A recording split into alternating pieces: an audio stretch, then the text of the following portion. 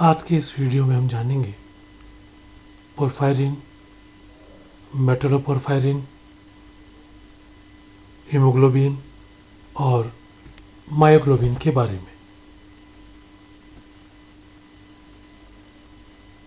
जैव अकार्बनिक अणुओं में पोरफायरिन और उससे संबंधित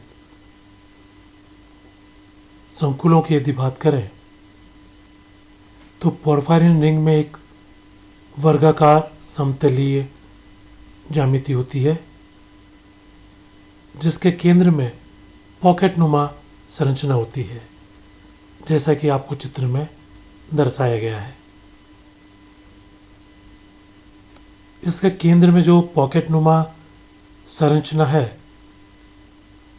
उसमें एक धातु परमाणु को सम्मिलित कर मेटलोपोरफायरिन कॉम्प्लेक्स प्राप्त किया जा सकता है। अन्य लिगेंड के लिए एक्सियल साइट उपलब्ध होती है।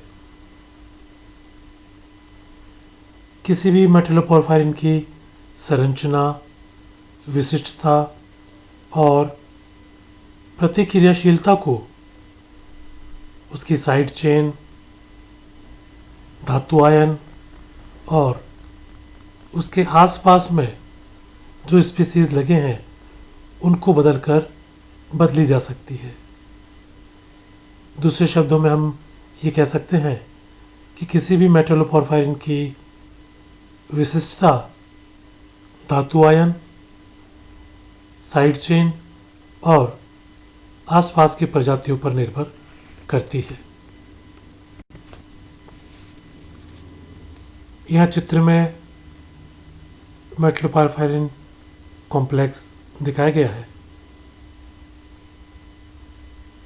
यह संरचना हीमोग्लोबिन की है। चित्र के बीच में आयरन के परमाणु को लाल रंग से दर्शाया गया है,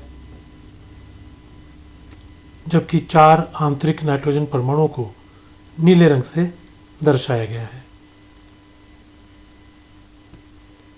अब बात करते हैं हीमोग्लोबिन और मायोग्लोबिन की।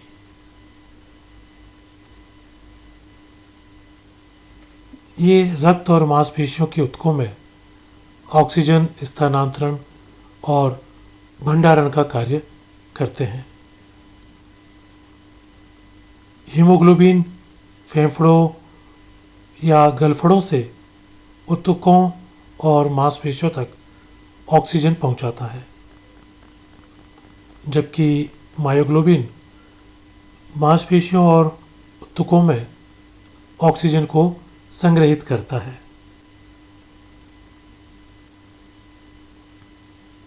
आमतौर पर बाद में उपयोग करने के लिए ऑक्सीजन हीमोग्लोबिन से मायोग्लोबिन में ट्रांसफर होती है। यह 4 ग्लोबिन प्रोटीन सब यूनिट्स अल्फा और बीटा से बना होता है। प्रत्येक प्रोटीन आंशिक रूप से एक हीम समूह को घेरे रहता है।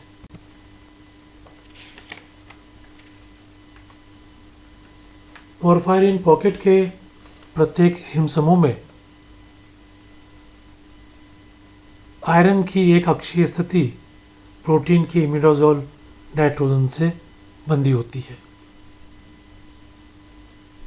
एक अक्षीय स्थिति या तो रिक्त होती है या उससे जलकाणु जुड़ा होता है। इस अक्षीय स्थिति पर वियोजित ऑक्सीजन रिवर्सली बाइंड हो सकती है, जैसा कि चित्र में दर्शाया गया है। हीमोग्लोबिन में Fe2, Fe3 या Fe4 में ऑक्सीकृत नहीं होता है।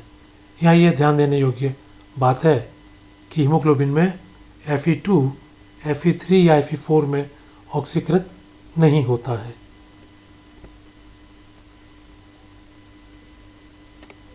अब ये जो आपने पहले देखा था कि डाई ऑक्सीजन हीम ग्रुप में लगा था, यह डाई ऑक्सीजन दूसरी हीम से कोऑर्डिनेट करते हुए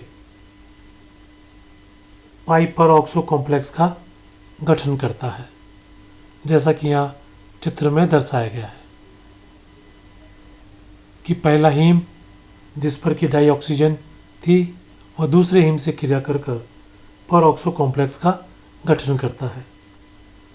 पर ऑक्सो कॉम्प्लेक्स के टूटने के परिणाम स्वरूप फेरल कॉम्प्लेक्स के 2 अणु बनते हैं, जिनमें आयरन की +4 ऑक्सीकरण अवस्था होती है।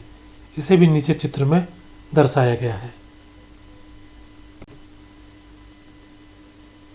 अंत में फेरल कॉम्प्लेक्स की अन्य हिम पर क्रिया के परिणाम स्वरूप हेमेटिन का निर्माण होता है। यहाँ चित्र में आयरन जो 4 ऑक्सीकरण अवस्था में उसकी हीम से अभिक्रिया दर्शाई गई है और नीचे वाले चित्र में हीमोग्लोबिन का चित्र दर्शाया गया है।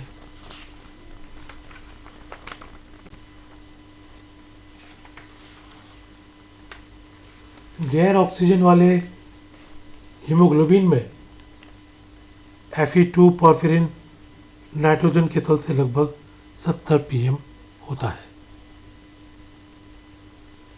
छठे स्थान पर ऑक्सीजन या CO से बंध बनने से आयरन तलीय हो जाता है और Fe2 डायमैग्नेटिक हो जाता है। धातु से ऑक्सीजन की तरफ पाई पशबंधन की काफ़ी मात्रा होती है, जिसे Fe3O2 के रूप में भी बताया जा सकता है। हीमोग्लोबिन का कार्य ऑक्सीजन को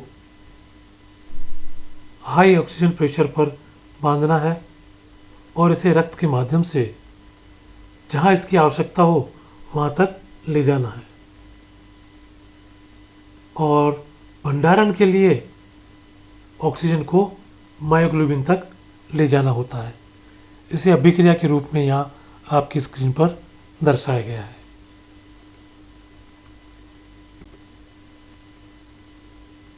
हीमोग्लोबिन में एक लौह परमाणु एक ऑक्सीजन अणु से बंध बनाता है। अतिरिक्त ऑक्सीजन अणुओं के बंधन को आसान बनाने के लिए आणविक आकृति परिवर्तित होती है।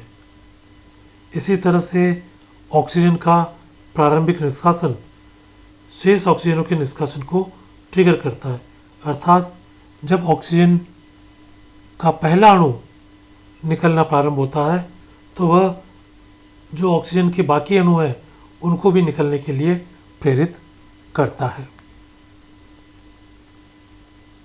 ऑक्सीजन के कम आंशिक दाब पर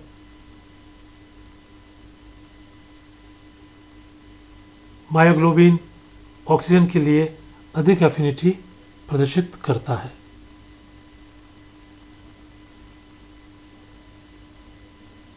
बढ़ी हुई अम्लता ऑक्सीजन के निष्कासन को और अधिक सहज बनाती है। तो इस वीडियो में हमने जाना कि पोरफायरिन रिंग क्या है, उसमें किस तरह से पॉकेट की संरचना है, मेटलोपोरफायरिन कॉम्प्लेक्स किस तरह बनता है, जब ये मेटल आयरन होता है तो वह हीमोग्लोबिन का रूप किस तरह लेता है, हीमोग्लोबिन किस तरह से ऑक्सीजन को कैरी और ट्रांसफ़र करता है।